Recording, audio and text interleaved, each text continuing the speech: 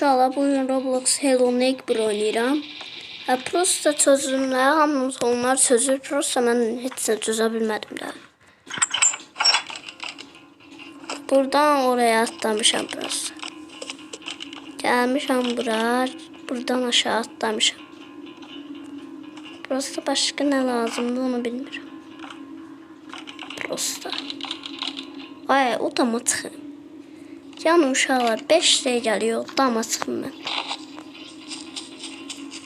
Siz hemen kesmeyin ha.